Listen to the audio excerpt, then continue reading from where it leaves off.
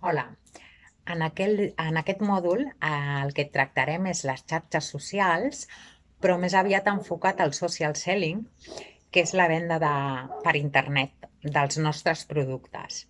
Llavors, hi ha certes xarxes socials que tenen aplicacions que ens ajudaran a poder fer aquesta venda de productes per internet. L'aparició de les xarxes socials ha configurat d'una manera diferent tota l'estratègia d'empresa, tant de màrqueting com de la part comercial. Dins del pla de màrqueting, ara mateix han aparegut nous agents. Un és el pla de social media i després tenim un altre perfil laboral que ha aparegut que es diu Community Manager. El Community Manager és el que porta tota la comunicació dins de les xarxes socials. Penseu que el 85% dels usuaris està utilitzant diàriament les xarxes socials. Ara ja no és només la presència a les xarxes socials. Aquestes també han evolucionat i les utilitzem per fer vendes. En aquest pas li diem el social selling, que és la venda dels nostres productes o serveis a través de les xarxes socials. Quins beneficis ens poden aportar? Doncs enforteixen el vincle amb els nostres usuaris, generen engagement o fidelització, fidelitzen el client, podem mantenir una comunicació bidireccional amb els usuaris, ens permeten recollir les necessitats d'aquests clients, d'aquest públic objectiu que tenim, ens ajuden a construir marca, milloren el posicionament SEO, ens diferencien de la competència, ens aporten tràfic a la web, el cost publicitari és baix, molt inferior al d'altres plataformes i són un bon canal de vendes. Ara mateix la presència d'una empresa a les xarxes socials ja és indiscutible. Abans l'usuari, el nostre client, era passiu. Ara mateix, amb aquesta revolució, ens està demanant un diàleg constant i ha d'estar content amb la comunicació que li dona l'empresa o que li dona la marca i s'ha de sentir estimat. Llavors, com dèiem, l'usuari era passiu, ens van donar un dispositiu mòbil a la mà i el client potencial s'ha transformat en l'epicentre de l'activitat empresarial. Les xarxes socials han canviat la forma de comunicar-nos que tenim i d'obtenir informació. Llavors, això vol dir que també han modificat la manera que tenim de consumir productes i serveis. Amb l'explosió i el creixement de la revolució digital, el que ens permet és tindre un accés més fàcil a internet a través de diferents dispositius i han convertit a les xarxes socials en plataformes que capten molt més usuaris i de diferents perfils, tant socioeconòmics, lloc d'origen, edat, gènere. La revolució digital dels últims anys ha amplificat les vendes a tot el món. Com ha anat aquesta evolució de les vendes? Bé, abans he fet un gràfic, no? El porta a porta, va vindre la venda telefònica, la venda directa per correu o per catàleg, va vindre internet, ens arribaven les propostes per mail i ara el que ens diuen les estadístiques és que els clients potencials només responen activament i més sovint als missatges curts enviats a través de les xarxes socials.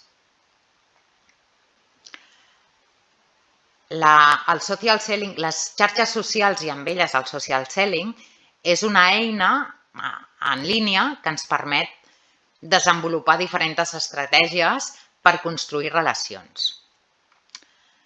És una forma moderna de crear i de desenvolupar una relació significativa amb clients potencials. I arriben a ser el primer lloc natural de contacte amb un client. O sigui, Facebook, Instagram, LinkedIn, Twitter. Les empreses que han incorporat el social selling al seu procés de vendes superen de bastant, de molt, a les que utilitzen només les tècniques tradicionals. Quan fem un contacte a través de les xarxes socials no ens hem de quedar només aquí al contacte. Hem d'establir relacions perquè això funcioni, per aconseguir els objectius. Hem de també saber quin és el moment estratègic que em puc afegir en una conversa. Hem de poder presentar solucions a problemes actuals, abordar les necessitats del nostre usuari, del nostre client. I sobretot intentar no donar missatges irritants perquè segurament els eliminaran i haurem perdut aquesta possibilitat. Abans de començar a promocionar la nostra empresa, la nostra marca dins de les xarxes socials i poder generar vendes, hem de saber triar quina xarxa social és la millor per a la nostra marca i això dependrà a qui anem dirigits, a on va dirigit el nostre producte o el nostre servei. Normalment, productes i serveis d'e-commerce, les plataformes més adients serien Facebook, Instagram o WhatsApp Business. Si anem dirigits directament a empreses o a persones que prenen decisions, seria Twitter o LinkedIn. I si anem al públic adolescent millennials, doncs serien YouTube, Snapchat o TikTok. En teoria, el principi de tot seria construir una botiga d'e-commerce i després començar a pujar i promocionar els productes. Què passa si no disposem a la web d'un e-commerce o encara ens l'estan fent o no el volem? Doncs hi ha solucions, perquè, com hem dit, les xarxes socials són un perfecte aliat per sortir del pas i podem vendre, o sigui, vendre les xarxes socials no és només tindre productes pujats. Pujar el producte és la part més fàcil. Després venen unes accions que ens costaran una mica més. Crear una botiga, per exemple, a Facebook i a Instagram. Tan fàcil com tindre la pàgina d'empresa a Facebook, activar la pestanya de botiga, acceptar les condicions d'ús i ens permetrà pujar productes. En botiga online ens deixarà posar la URL d'allà on estigui el nostre producte i quan li doni a l'usuari a comprar, vindrà cap al nostre e-commerce i farà el pagament a través de la nostra web. Què passa si no tenim botiga online? Si no tenim e-commerce a la web? Doncs llavors el que fa Facebook és donar-li l'opció de que ens enviï un missatge avisant-nos que vol comprar el producte i a partir d'aquí podem establir diferents formes de pagament i de lliurament del producte. I amb la botiga de Facebook ja tenim Instagram. El que hem de fer és enllaçar el perfil d'empresa o professional d'Instagram amb la pàgina de Facebook i farem el mateix, etiquetar els productes, les fotos. Aquí, una de dos, quan li doni a comprar, serà redirigit a dintre de l'e-commerce de la nostra web o bé, si no, doncs donarà la possibilitat de que podem establir la forma de pagament i el lliurament del producte.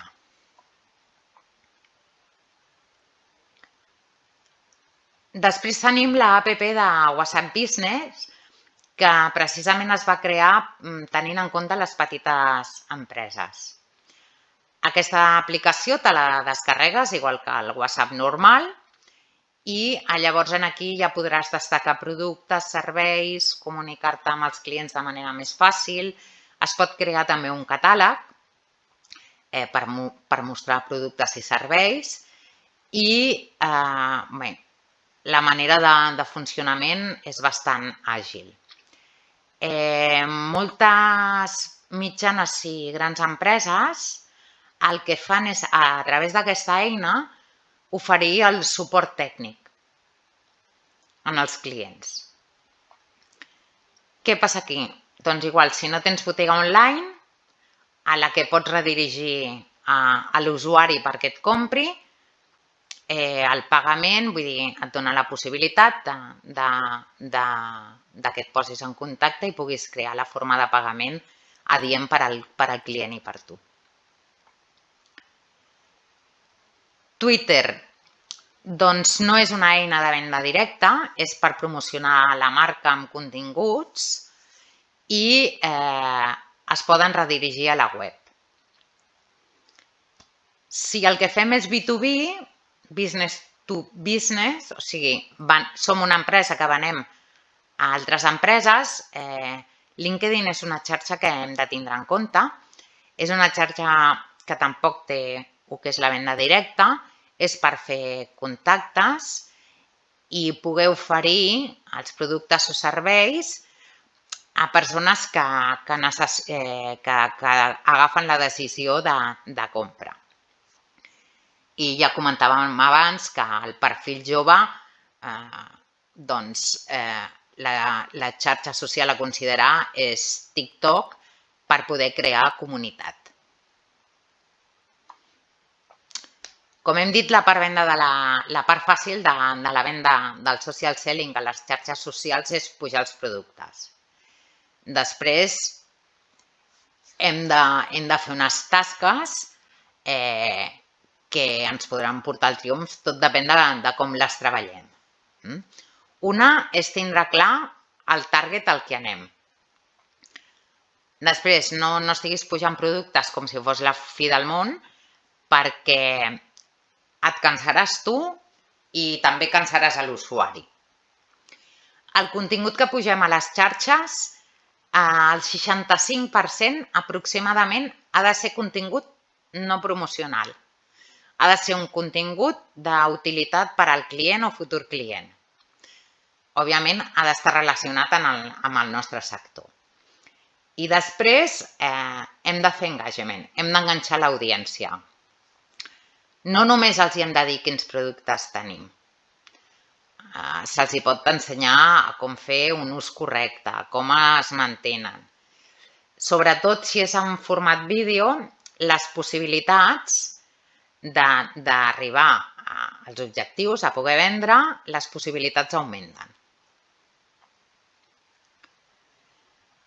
Dintre del tema del social selling i xarxes socials, doncs ens surt un altre perfil laboral, que és l'influencer. Què són els influencers? Doncs són les persones que tenen una presència i molta credibilitat dintre de les xarxes socials. Com podem escollir un influencer?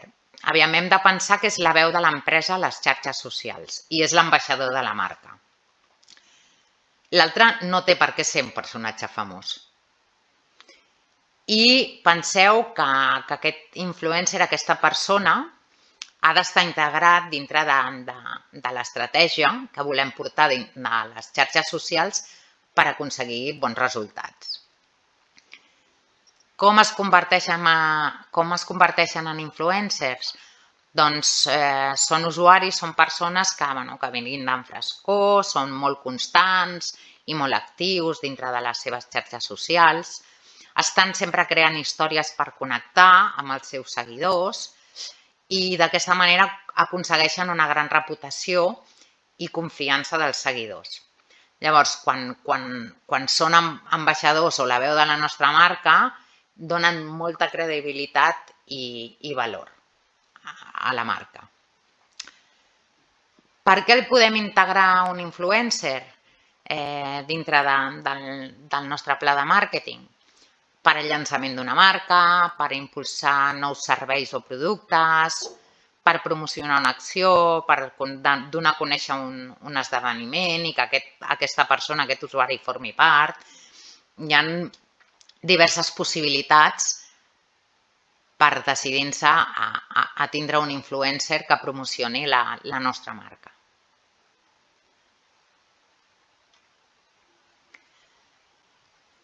Seria bo que podéssiu fer amb el vostre producte, amb la vostra marca, amb la vostra empresa, un pla de continguts per poder publicar un blog i així augmentar les possibilitats de la vostra web.